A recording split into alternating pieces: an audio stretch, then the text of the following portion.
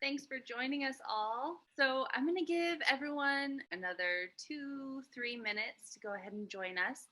And in that time, I have a super quick little bit of fresh information for you guys about Global PDX that I think is going to be helpful and informative. So if you don't mind, I'm going to just blaze through that, and then we'll be passing it over to Sarah right around 12:05. So as all of you guys know, we're Global PDX. We're Oregon's hub for global change makers. And I wanted to talk with you guys a little bit today about some of the value that Global PDX brings to its members, because I know we have a lot of members out there who often ask, how do we utilize Global PDX the best we can? So I'm just going to take a few minutes to review that. So as you all know, Global PDX is a member-based community. We have lots of programs that even if you're not a member, you can take advantage of, like this session today. You can buy tickets for us if you're a member. You can get those tickets for free. So Global PDX members can join our Lunch and Learns for free. Pretty soon, we're going to try to start Development Drinks Up again, which is a really fun in-person event. We're hoping this summer, and that would be free if you're a Global PDX member. And you also get discounted tickets for the annual conference, which we're planning right now and hoping might be launched in the fall of 2021 or might be the spring of 2022. Either way, you get some discounted tickets there. If your organization is a member, you can use Global PDX to amplify your message and your mission through our newsletter, our social media, and through our website. And of course, Global PDX members can access the member portal, which is where you can find all of the resources and the code that gets you into these events for free. You can create your own member profile with your photo, bio, and links to your personal pages. And you can network with fellow change makers around Oregon. So I'm going to show you really quick how you would set that stuff up. So building your profile looks something like this. If you are a Global PDX member, but you haven't gone in and looked at your profile, it might be looking something like the left-hand side right now. It would have your name, but no picture, no information about you, and really no way for other change makers to connect with you. On the right-hand side would be a more finished product. You have your name, profile picture, what you do, what your mission is, who you work for, and then some links where people can connect with you further, either on LinkedIn, through your website, through your Instagram, really whatever professional pages you prefer. So accessing the member portal is super easy. From the Global PDX website, you would click on membership, which is on the top right-hand corner, and in that drop-down box, you click the members portal. If you are familiar with the portal, you can just log in like normal. And if you haven't logged into the portal before, you would click that lower left-hand button, I'm a member, but having it registered. You'd fill out your information, and keep in mind, your membership is free if you're affiliated with an organization who is a member. So make sure you look at that drop-down box of all of our organizational members, and if one of those is your reason for being affiliated with Global PDX, make sure you select them. And then you have access, just like that, to the Global PDX member portal. There's so many great resources here that I'm not going to go into all of them, I promise.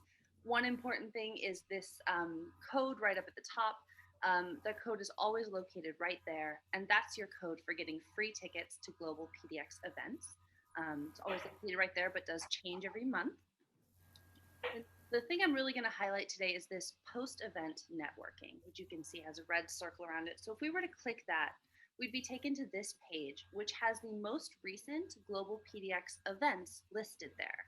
So if you wanted to network with someone you met at an event, let's say you went to Stepping Into Their Shoes, you would just click that event picture, and it would take you to a page that looks a lot like this. You'd be able to see all of the profiles of the other Global PDX members who attended that event. You'd be able to view and share the session recording in case you wanted to reference back. And you'd also be able to check out all of the session resources that we referenced there. So let's say you clicked my profile up here, you'd see something like this.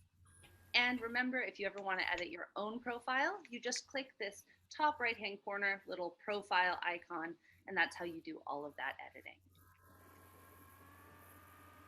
So a page is going to be up for this session in about a day. Usually takes me about 24 hours to turn around all of your guys' profiles and the session information. So make sure that you've updated your profile and it reflects you professionally. With that, I think we've got everyone here now. I would love to start out this session by just going around the room and asking everyone who's comfortable to share their name, the organization they're affiliated with, and why they're interested in this event today. And please feel very comfortable if you'd rather not share, just to shoot me a quick chat and I won't call on you. We've had some introverts on here before that it stresses them out more than it adds to things for them, so we're definitely responsive to that. I'll start quickly. I'm Jennifer Miller. I'm the initiative lead at GlobalPDX, and I'm really excited to hear what Sarah has to say because I was in the Peace Corps when the last administration took office, so I feel like I don't really even know what that looks like anymore or what the trends are, what's out of the norm, so I'm excited to hear from her on that. Avery, do you mind if I pass it over to you? Of course, I'm not an introvert, so that was a safe handover. Hi, everybody. My name is Avery Waxman. I'm a member of the Global PDX Advisory Board. It looks like some of my fellow members are here today. Sarah, thank you so much for taking the time. I work for a global international higher education association called Navitas, and our entire reason for existence is to help international students have increased access to higher ed in not only the United States, but a variety of other leading kind of English-speaking countries. And it has been a year. When students can't get visas or cross borders, it makes things pretty challenging. So I'm really interested, Sarah, to hear if you have any insights about kind of how that particular aspect of Biden's policy agenda is going to potentially play out. Thanks so much, Avery. I'm going to pass it over to Pete. Hello, my name is Pete LaRosse. I work for Whole Child International. I showed up in Portland about a year ago, which was not a great time for anything. So I've been living overseas for about 20 years, to Portland for family reasons. This is my actual first Global PDX event that I'm participating in. I've been watching from afar, but I've been just trying to get my Portland legs underneath me, I guess. I'm trying to navigate work and stuff like that for the same reasons that everybody else is. And we work primarily in El Salvador and Central America. Oh, great. And just the whole shift around Northern Triangle and the policy changes and what that means for pretty much every aspect of U.S. Central American relations is changing. So it seemed like an opportune time to hear what's going on and get a different or updated perspective. Thanks so much, Pete. I'm going to pass it over to Jacob. Hey everybody, I'm Jacob Dodds. I'm currently a graduate student at PSU, and I'm studying public administration. I'm also I'm a global PDX ambassador, so I'm new to this, and I'm here to learn and just see how a lunch and learn goes. And this topic is also very interesting to me. I think just hearing other people's perspectives on those 100 days will be really enlightening. Thank you, Jacob. I'm going to pass it over to Kelly. Thank you. Glad to be here. Kelly Bean, co-founder and executive director of African Road, and we partner with community leaders, change makers who are working at the grassroots level across East Africa for sustainable community transformation. And yes, what a year. That about sums it up. So looking forward to some potential good shift as we enter this next season, and appreciate you bringing perspective and insight on that. Thank you, Kelly. I'm going to pass it over to Beth. Hi, everyone. I'm Beth Alderson. I am currently a social and behavior change consultant. I lived in the Washington, D.C. area for over 20 years, worked at Peace Corps and Save the Children, and did a lot of work in adolescent reproductive health. But then I got married to someone who's living in Portland. So I've been here for about 5 years, worked at Medical Teams International, and now I'm consulting. I'm also on the board of a group called the Core Group based in DC, doing a lot of maternal and newborn and child health, and also Partners of the Americas, which is an international group that works across the hemisphere in people-to-people connections. So I'm interested in environmental justice. I'm interested in what's happening on our borders. I want to stay updated as a citizen. who cares about equity in healthcare access, and looking at some of the social determinants of health, not just Band-Aids. So a lot of interests, but I want to do the best we can to maximize Biden's time in the White House. Thank you. Thanks so much, Beth. How about yourself, John?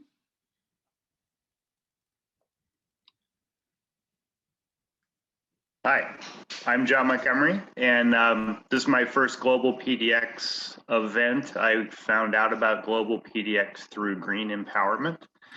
I then noticed that Kelly Bean is here from African Road, and know her well, and my wife used to work with African Road and Kelly.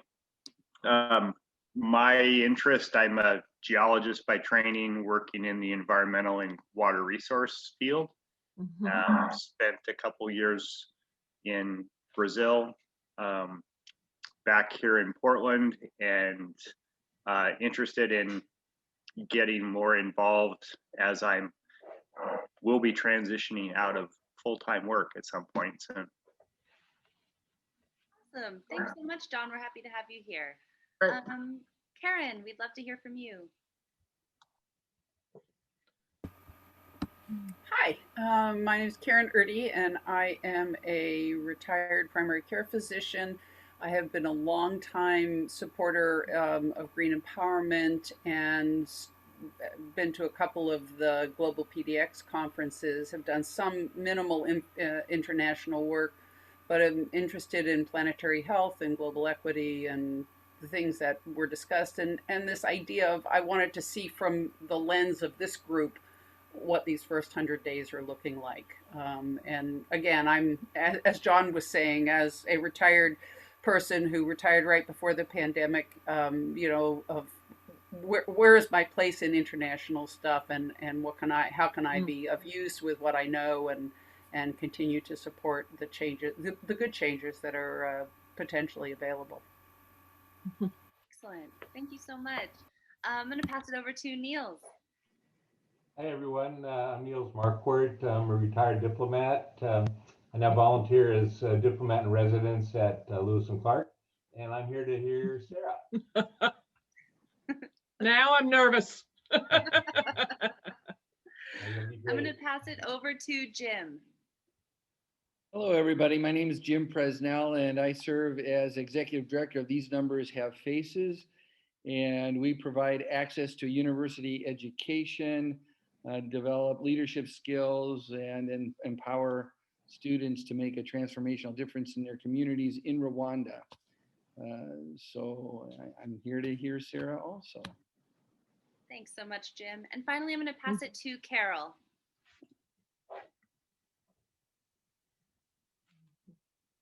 You there, Carol? Carol might be having some audio trouble. So Carol, I hope you don't mind if we skip you. Feel free to drop some information about yourself in the chat if you'd like to later. And with that, I'm going to pass it over to our speaker, Sarah Farnsworth. Thanks very much. I'm really grateful for this opportunity to meet with you all today. Such a broad range of experience, so I hope I can touch on some of it. Some of it I'm certainly willing to take a stab at. So I'm just going to share my screen and we'll head forward.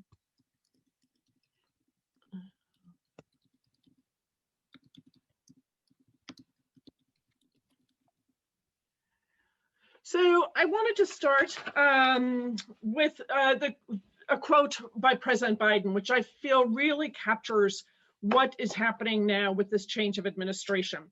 He went to the Department of State on February 4th and made it and clearly stated that there is no longer a bright line between foreign and domestic policy. And I do believe that this is a very new way of looking at foreign policy and international development, that what we do here at home will have an impact internationally and vice versa.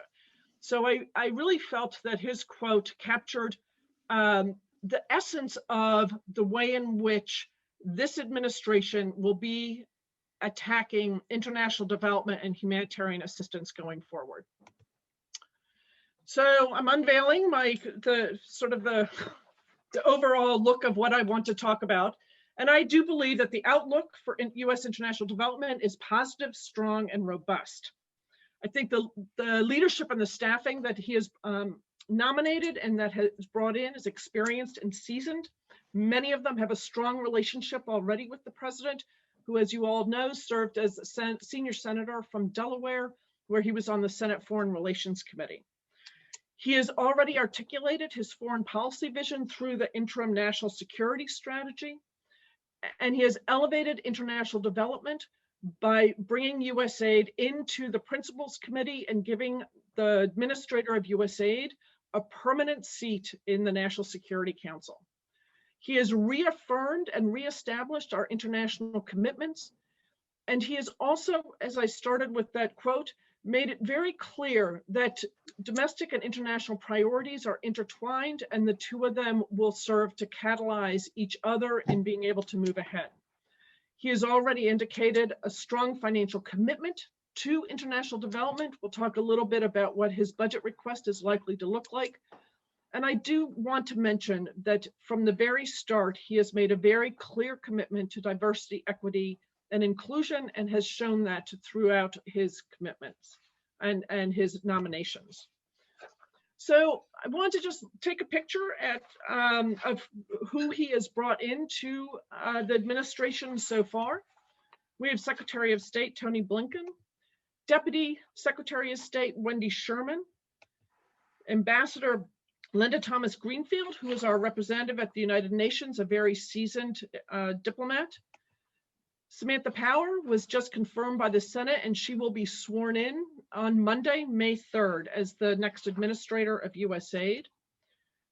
We also have the Secretary of the U.S. Department of Agriculture, Tom Vilsack, the Secretary of Health and Human Services, Xavier Becerra. I'm eating your stew. We also have the Secretary of Commerce, Gina Raimondo, Secretary of Treasury, Janet Yellen, the CDC Director, Dr. Rochelle Walensky, and the USTR, U.S. Trade Representative Catherine Tai. I put these all up because I think it's important to remember that although USAID is the primary lead in the United States government for international development, our development posture overseas is very much an interagency effort, and these are the leaders of those efforts. There are over 4,000 political appointment positions across all the agencies and departments. Of those, 1,250 need a Senate confirmation. As I mentioned, we've already seen the confirmation of Secretary Blinken, Wendy Sherman, and as well as Samantha Powers. We do not yet have a nominee for the U.S. Millennium Challenge Corporation and the U.S. International Development Finance Corporation. USAID, MCC, and the U.S. International Development Finance Corporation, or DFC, really are the three legs of a stool for international development policy for the United States government. One thing that the administration did do rapidly on January 20th was to immediately appoint people into very senior positions that did not need Senate confirmation, but people who were seasoned in international development and foreign policy. To USAID, we have over 50 people now that are in place in senior positions that do not need Senate confirmation. And at the Millennium Challenge Corporation, we have 4, and at the DFC, we have 6. Just in the past 3 weeks, President Biden has sent to the Senate nominations for 17 assistant secretaries and assistant secretary levels at the Department of State. Of those, 9 of them are women. And critically, I think what's important is that 4 of them are already career Foreign Service officers. So it shows a switch from the past administration and starting to rely on and to promote career Foreign Service officers who know how diplomacy works. I talked about the importance of having an interim national security strategy. this is critical because the past administration had issued a national security strategy, and this strategy serves as the umbrella for all of the policies of the departments within the United States government.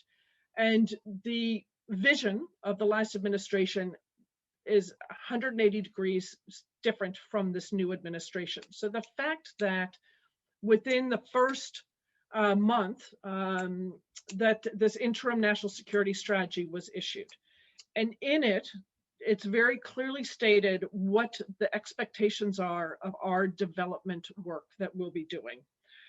This is important also because this is the fastest that a national security strategy has been issued, even though it's an interim one.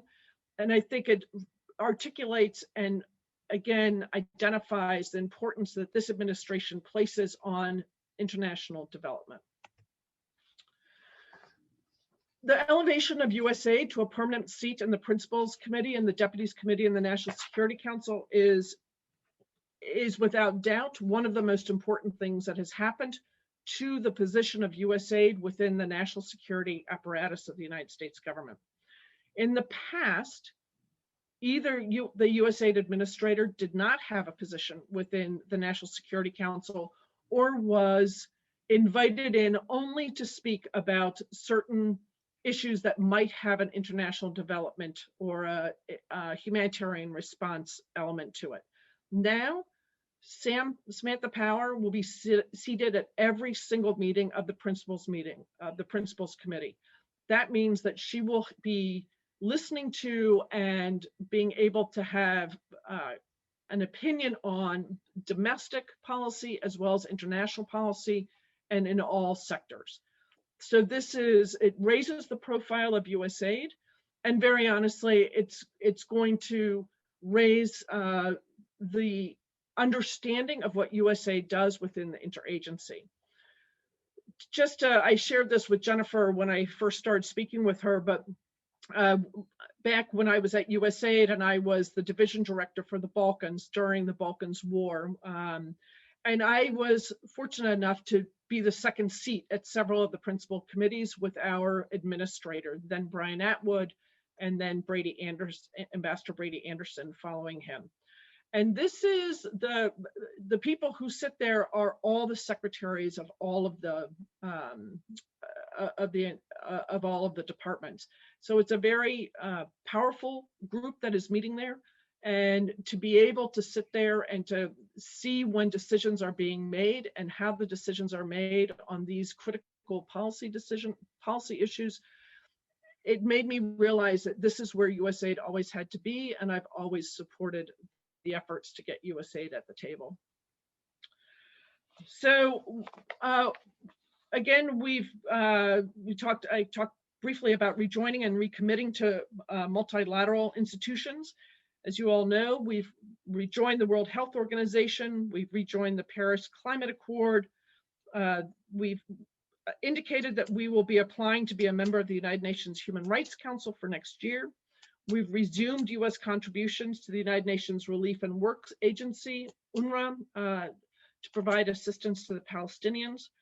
We've lifted US sanctions on the outgoing International Criminal Court prosecutor and deputy prosecutor.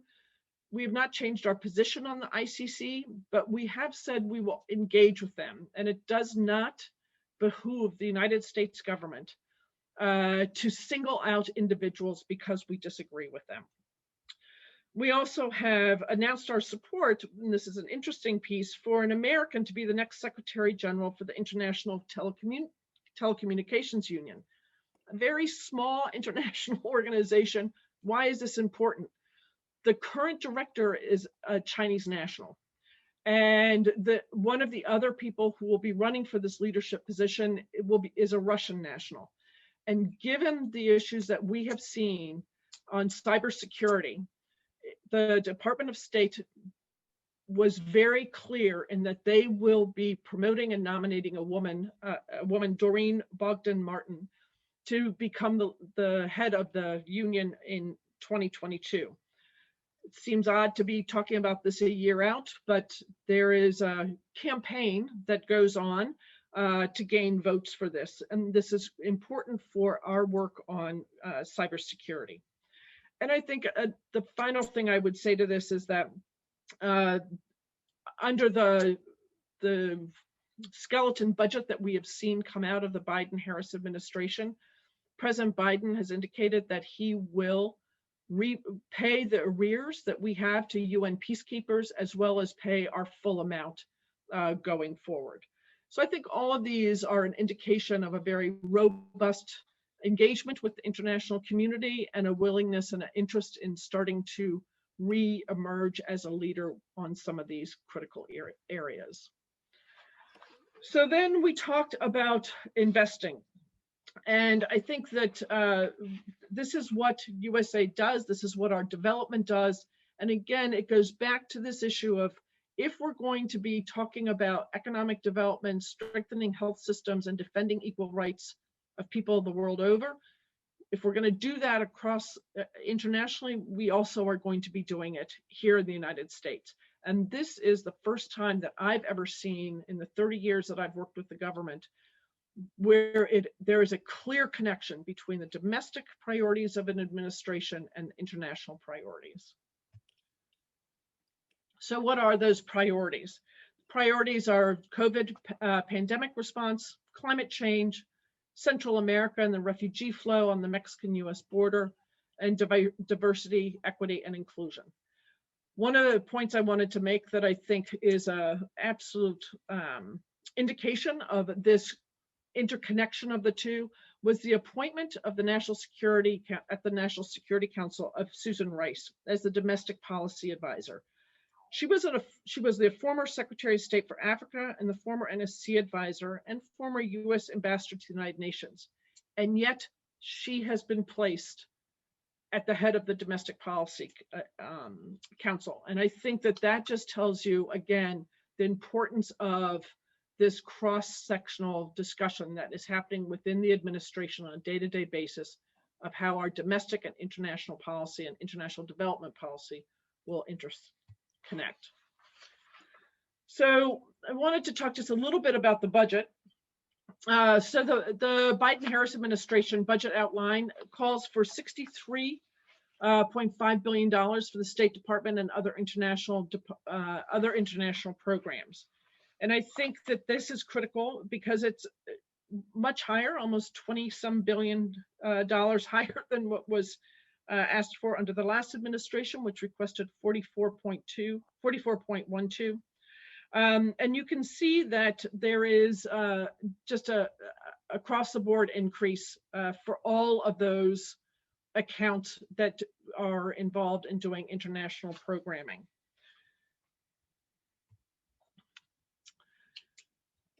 There also is, I just wanted to highlight this Building Back Better, Diversity, Equity, and Inclusion. The White House signed upon taking office an executive order to advance racial equity and supporting underserved communities through the federal government. They also rescinded the executive order from the last administration, which stopped all DEI training, not only within the government, but any contractors or any NGOs that received federal funding. The Department of State has set up an Office of Diversity, Equity, and Inclusion, and the Ambassador Gina K. Abercrombie-Winstanley has been appointed as the first director with a rank equivalent to an Assistant Secretary of State. That is a very high level. And so this again shows the focus that the Secretary of State has on this, and I expect we will see the same thing coming out from Administrator Power once she takes office. I just wanted to, this was released yesterday on the 100th day of the Biden administration, and I think it just shows that they continue to make strides in building an administration that reflects the faces of America. So 58% of the agency appointees, these are not Senate confirmed, but 58% are women. I mean, you can see most of these numbers, but 18% Black or African American, 14% identify LGBTQ+. Then we have the 15% who are first in their families to go to college, and 32% are naturalized citizens or children of immigrants. So things to watch, and I'm happy to get into some of the issues that several of you raised regarding East African policy or Central American policy. But I think the independence of USAID continues to be an issue.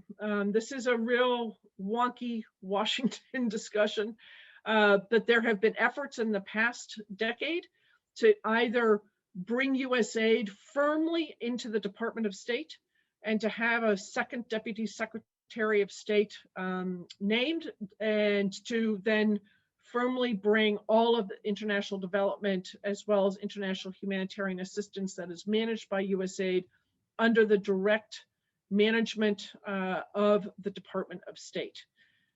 This would require a new authorization language from Congress for the Department of State, and it would require that USAID's authorization language be rescinded.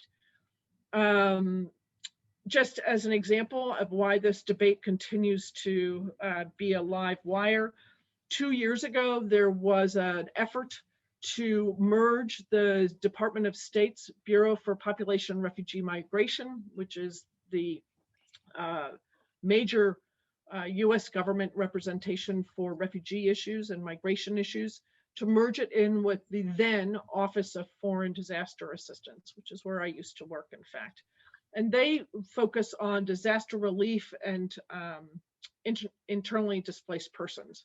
And as you can imagine, one day a person is a refugee, the next day they could be internally displaced because of how fluid some of these wars are and the crossings of borders in response to the different crises.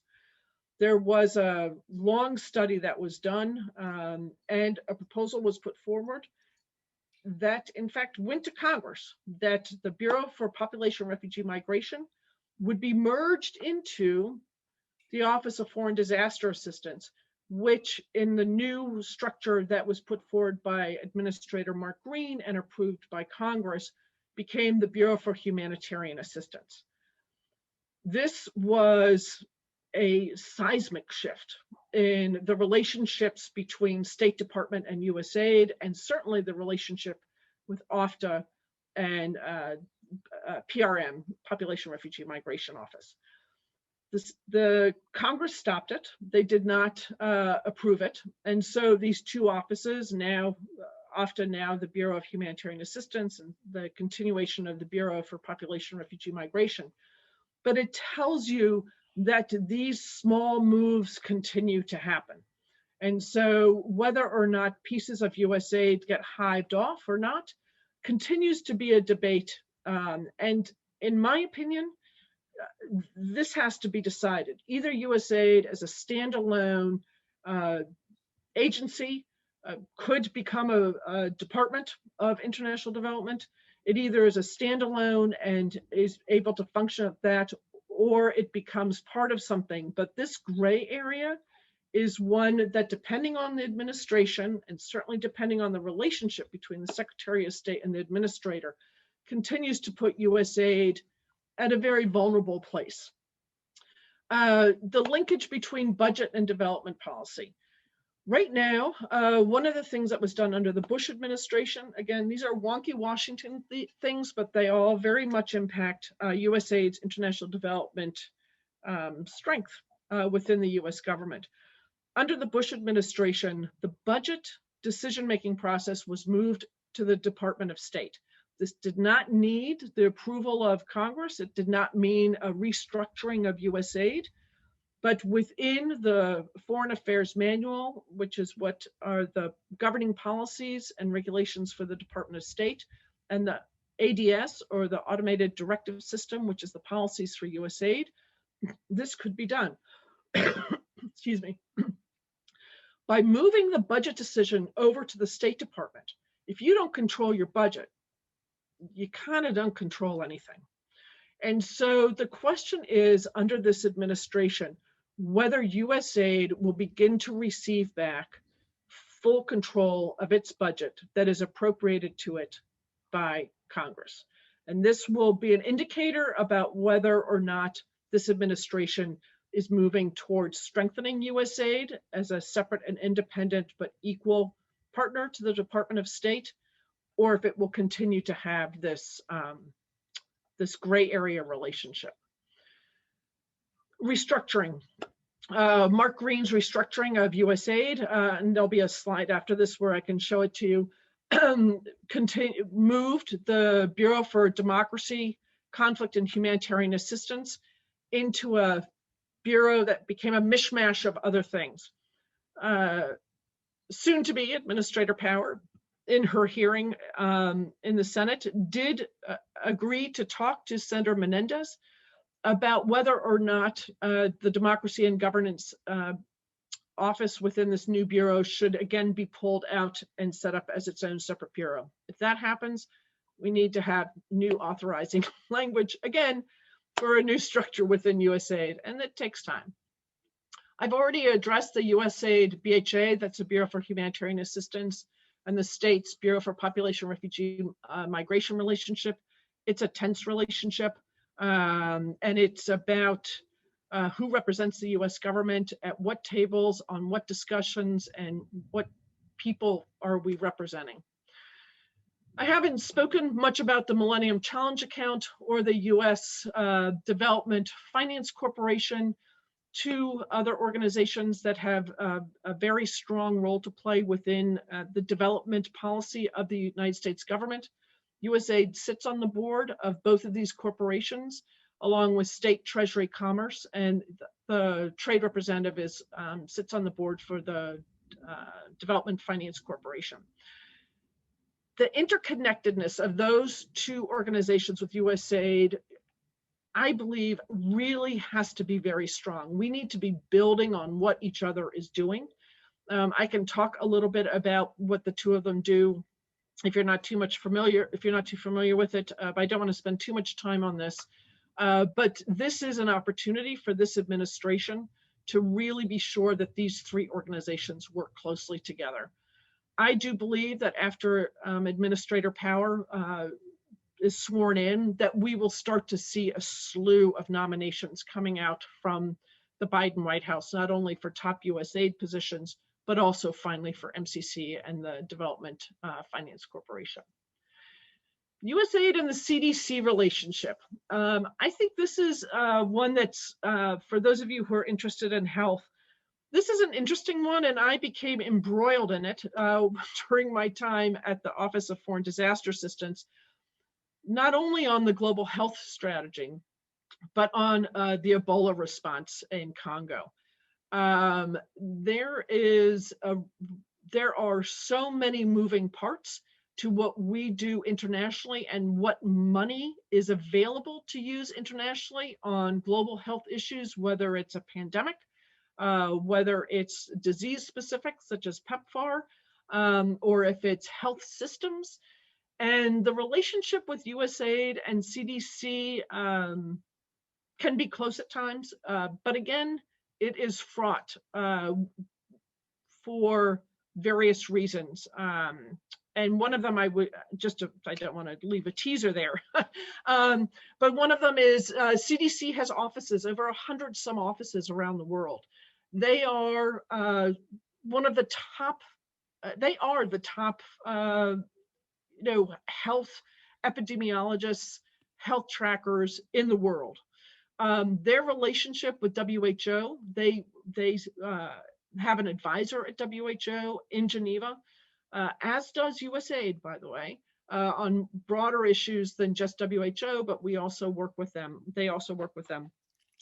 But it also is now, as WHO, I remember the response from the director of WHO when CDC was trying to get permission to go to Congo under the auspices of WHO, because our security posture as the United States government in Congo did not allow us to put people into the hot zones where Ebola was raging. So CDC had gone to WHO and asked if they could go under their auspices, i.e. being seconded without really being seconded. And the WHO responded, "We don't need you.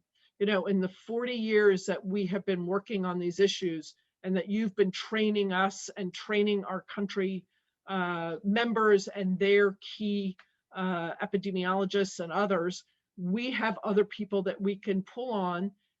So we don't need to get into this issue with the US government about bringing you on just so you can go into these areas. It was an interesting diplomatic discussion. For me, Niles, I know you're listening, but as a USAID former employee, the proliferation of special coordinators and envoys at the State Department is really problematic. Some of them are dictated by statute. So some of them Congress has said they want, but others are named either by the White House or the Secretary of State. Why does this become problematic? People think it's great because you have these coordinators and these special envoys, and they're supposed to bring the focus, the laser focus of the United States government onto these issues. However, it begins to dilute who's in charge and who has final say over the budget, who has, when they go to meet their counterparts, international counterparts, and then the Assistant Secretary of State shows up from that same bureau, or the Usaid Assistant Administrator for the same issue of the corresponding bureau shows up. Who do you listen to? Who has the final say? Who controls the budget?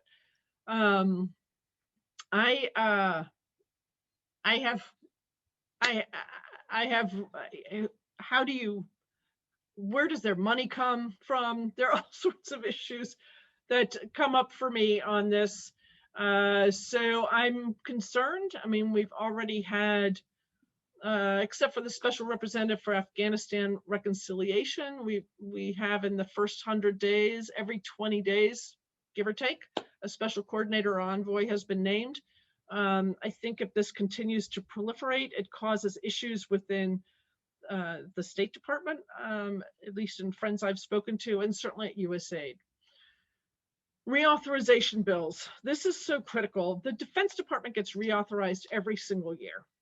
And the reauthorization bill takes, again, it's one of these wonky Washington things, but it's so critical because the NDAA, the Defense Authorization Acts, recognize every year the shifting world in which our Defense Department has to respond.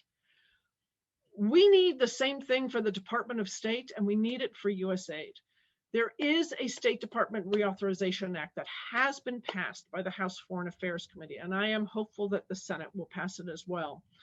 But when we talk about a more nimble approach to diplomacy and development, we need new authorization language on the Hill to be able to adjust these two organizations to be able to face the 21st century. And right now, that's just not the case.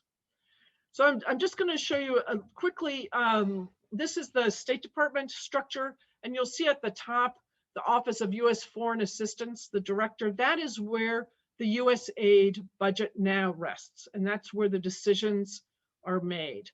And then you'll see down at the Office of Global Women's Issues, Ambassador at Large.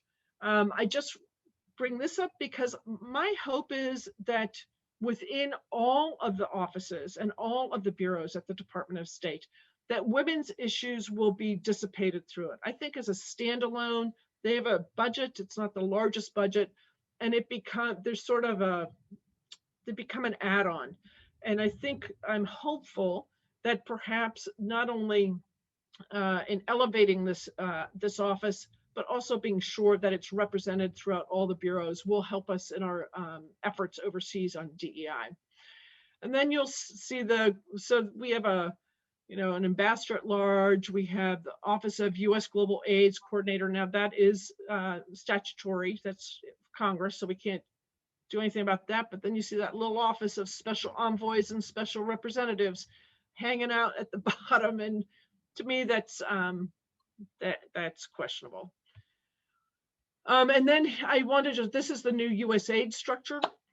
So the one that I've circled is the one where it's called the Bureau for Development, Democracy and Innovation. This is the bureau that soon-to-be Administrator Powers has said that she will re-engage with Senator Menendez to talk to him about perhaps pulling democracy and governance out and setting up a separate bureau. Don't know what will happen for that. And then the Bureau for Foreign Assistance is the connection back to that Office of Foreign Assistance at the Department of State to talk about the budget for USAID.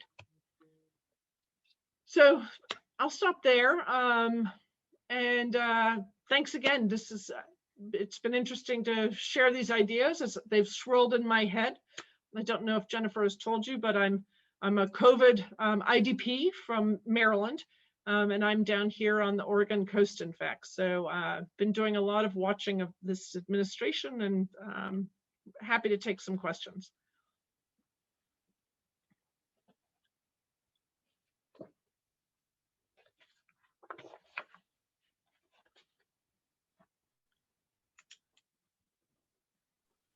Well, I'll hop in with a question while maybe people are formulating theirs. Thank you so much for that, Sarah. I feel like that gave me a sort of a better grasp of a lot of things that I didn't quite know I had gaps in my knowledge about. Something I'd love to hear you touch on is something that surprised you about the early days of either this administration or the last. Were there things that you thought, wow, that's really unprecedented or unexpected? I mean, most of the last 4 years was unprecedented. So no, for me, it really, so I'm a interagency specialist. I mean, that's where I have always been, have worked into building these connections across from when I was in the government. To hear the President of the United States to clearly state that our domestic and international policy needed to support each other and to be intertwined, that we could not do one without the other. I have many friends and family who still serve within the U.S. Foreign Service and serve, within the State Department as well as at USAID. And under the last administration, they said they had absolutely no credibility. I mean, they just could not go and have a conversation with the governments because they all looked at what our administration, past administration, was doing and saying, right, when you clean up your house, you come and talk to us. And so the fact that President Biden and Secretary Blinken and soon to be Administrator Power will be speaking from a place of practice, they will not just be using words, but a place of practice, will help our diplomats, development professionals, development contractors to be able to now go back to their partners and say, look, we know we have a lot of work to do, but we're doing it. Now let's start to look and see what you're doing. I think the most shocking thing that happened last year, and in fact, the IG report, well, the last administration, the last year, there just was an IG report that was released. So now, I mean, I knew about these things, but now that's released, I can talk about it, was Venezuela. And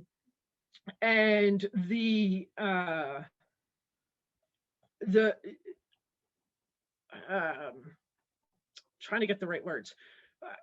When the Venezuela crisis happened, usually what would have had occurred is that the US government would have declared a disaster, and our disaster assistance response team would have headed out down to the Venezuela and the borders, which they did do, to provide assistance, working closely with other elements of the US government to provide assistance for those who are fleeing Venezuela.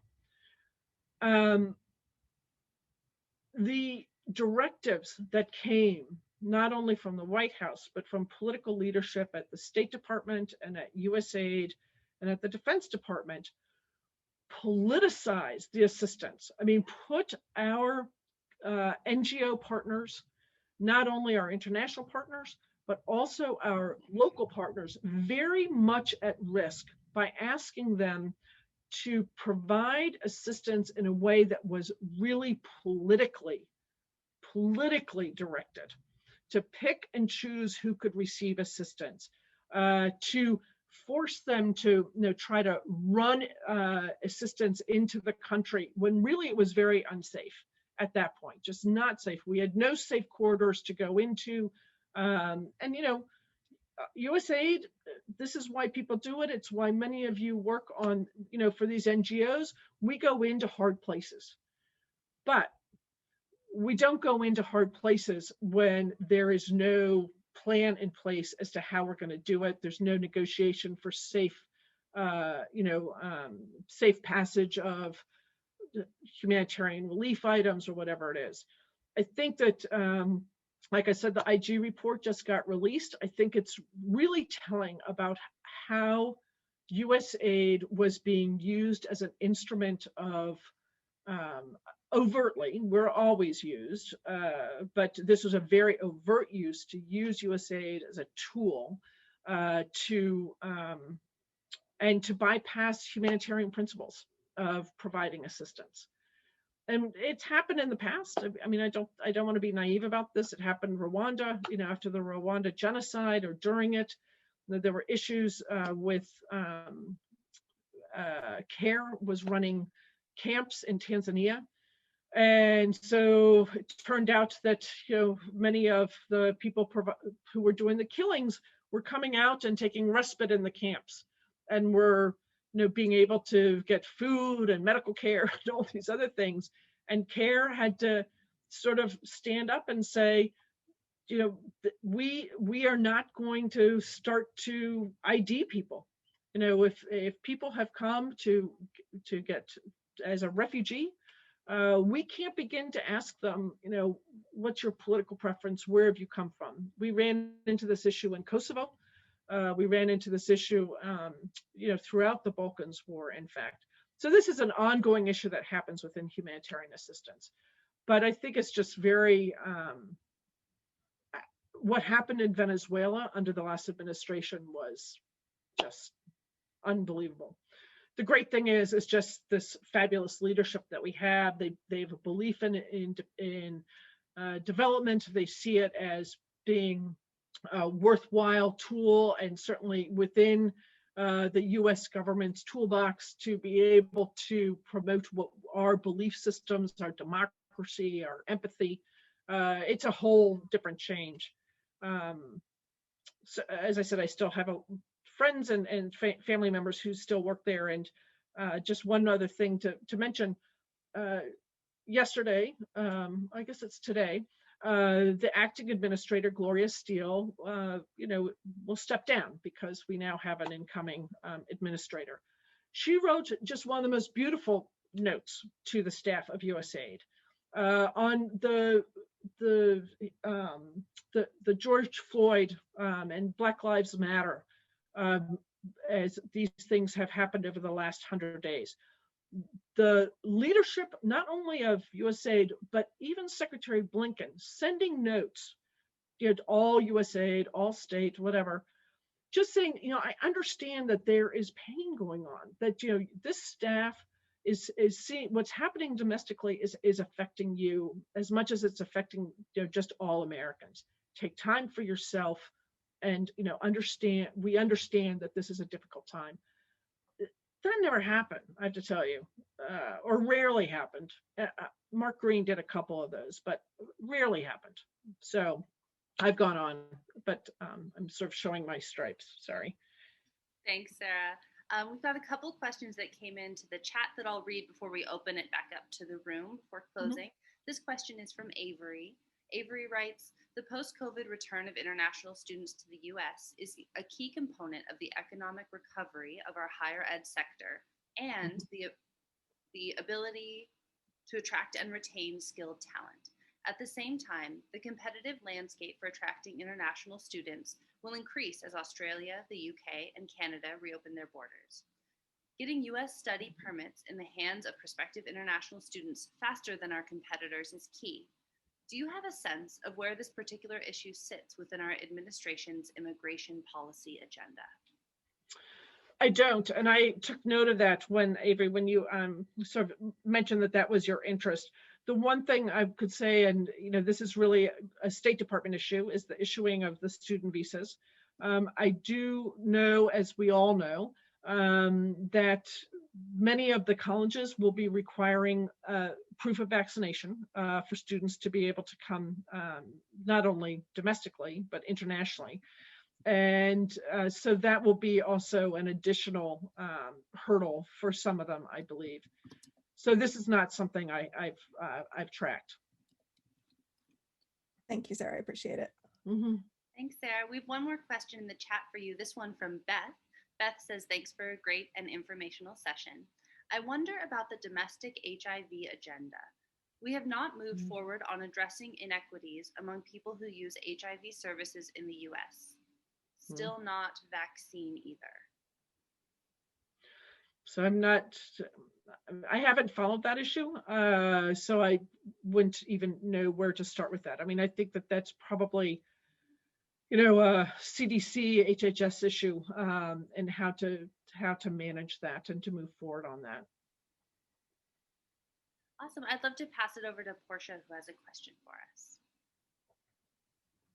Hey, Sarah. I'm curious about something. As you were speaking, you pointed at several places where it sounded like it wasn't best practice from a practitioner's viewpoint.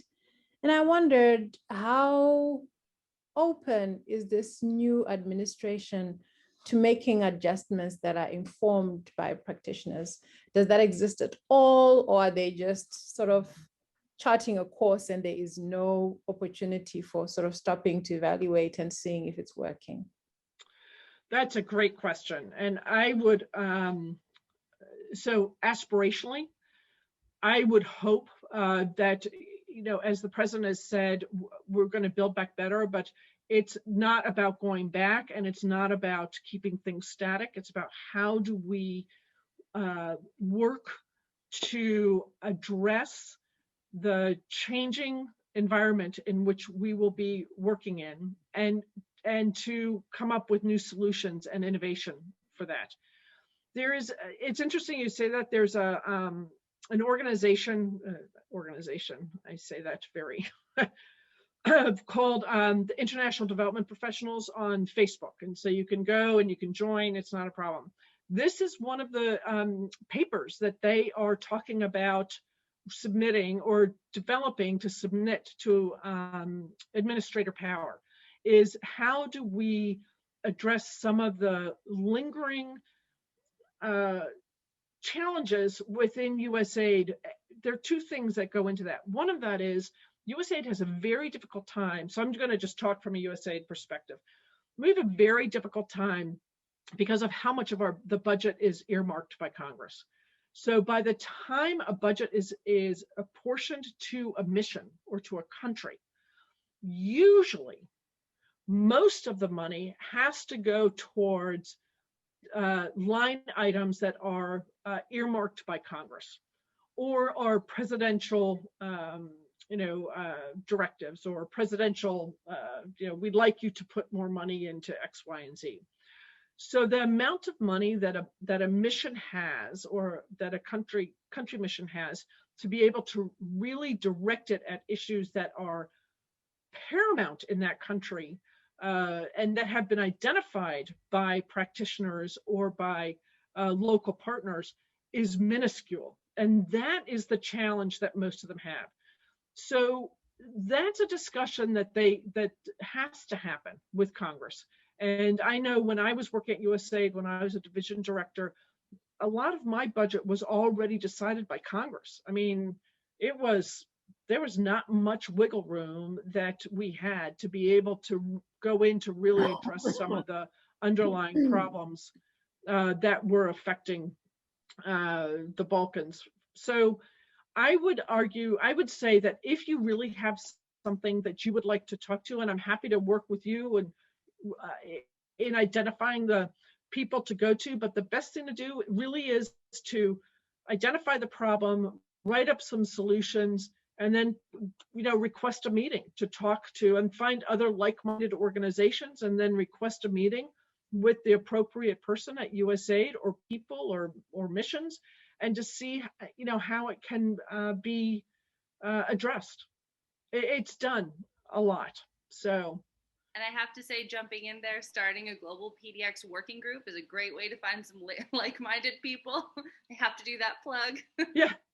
Yeah, I mean, in the first place to start, if it's something really, big on earmarks, is with, the congressman from Oregon, who is such a huge supporter of Global PDX. Yeah, absolutely.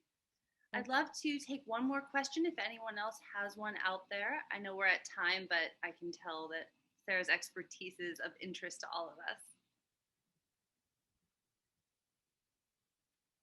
Niles, nothing? I had a question. I put it in the chat already. Just wanted to get your take on, the discussion, I guess, in the discussions about DEI.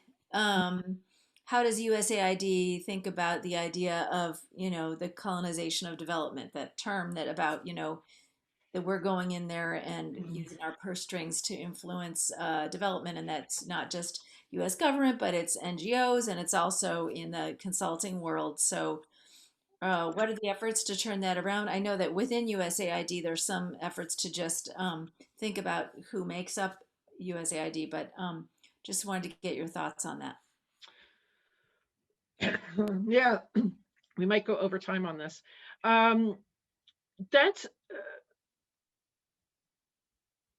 in the same way that WHO said thanks, but no thanks to CDC, because over 40 years, we now have staff, that are just as qualified as all the CDC staff. We're seeing the same thing in development. Some of the top development, not only experts, but development workers, people who are the implementers, are not necessarily coming from the United States or Great Britain or wherever else. And one of the things that has not worked extremely well was when USAID made the decision to, that they were going to support people who were contractors and NGOs, that it was about providing funding to people who are in country because they knew those problems better than, Chemonics or CARE, I won't pick on Save the Children, or any of these other groups. So, but there was a workaround, right? So they went and they found their local partner and then, came in as a subcontractor and then, basically did it. The idea is great. The idea is really great. There are two problems, there are two challenges to it. I don't like the word problem. One is that Congress gives money to USAID because they understand, and it's taxpayer dollars. So they want USAID to take the lead on development, even though they will say, we want you to work yourselves out of a job. We've heard that refrain for 60 years. And that they also, want to lift up the development partners in country. This is why MCC is so critical, because MCC is a partnership with the country leadership, and it has to be country owned and country managed. And so whether or not you think some of the governments are corrupt or whatever, but MCC does a very good job in coming up with, they have very clear indicators that have to be met. They are all indicators by independent organizations, so it's not anything that the government came up with, the US government. So MCC, really has a practice of partnering and empowering their partners. USAID has to do that as well. But like I said, it's this two-way thing. You can't have both things where Congress is saying, those are US taxpayer dollars. Why are you giving it to X, Y, and Z organization in Zambia? No, why aren't we giving it to, an American organization? Because the contractors and NGOs are all like, me, me, me. The other challenge is, and this is like such a wonky thing to say, but you sort of my head. The one reason why the Defense Department continues to have a huge support throughout the United States is that for every widget and screw that is needed to build a tank, a plane, whatever, there is a factory in a congressional district throughout the United States. And so they have the support of the congressional side of things. They provide jobs. And you also have, great recruiting that is done throughout the states. USAID doesn't do that, right? We don't, except for through our agricultural program. We don't really have that strong a basis. And so Americans really don't understand what we do. So when they hear that money is going to X NGO in Laos, they don't understand that really what we're doing is building up that skill set so that we will have a partner, that it helps with trade, that it helps with corruption, whatever. It's a long answer, but it's, there are two sides to that coin. And a lot of it has to do with taxpayer dollars, very honestly. So I don't know how they're going to manage it. I think one of the groups that we don't talk about are the Foreign Service nationals and our local national staffs that work for USAID, that work for the State Department, that work for NGOs. I mean, I've been in missions where, there's somebody there who's worked 20, 30 years for USAID. And yet, their director, no offense to my colleagues, is, a 30-something master's degree holder. And yet the person who really should be running that office is probably that local national hire who knows much more and probably has a PhD, to be honest. So it's a challenging problem. Yeah, the pay differentials is huge. You're right, Beth. I mean, that's a whole nother issue. And I'm involved in a whole DEI issue at State Department with a friend of mine on pay just for female diplomats versus male diplomats, which stunningly, there's a big difference. So anyway, I'm not sure I answered your question, but no, I appreciate your attempt to tackle that. It is a huge issue, and something that I've talked about with just consulting friends and what can we do in using building local capacity, even if it means that I'm not the one getting on a plane traveling. Like, as you said, there's so much capacity on the local level, and that's what development really is supposed to be all about, right? I mean, yeah, building up the skills. It's not all about us. And so we've got to figure out how to acknowledge that, but still have the U.S. government engaged in international development. I mean, not, project by project, but how do we lead on that? And, that's a whole different way of thinking. And there are people thinking about it, but I would argue that this is something that GlobalPDX could do. The Global U.S.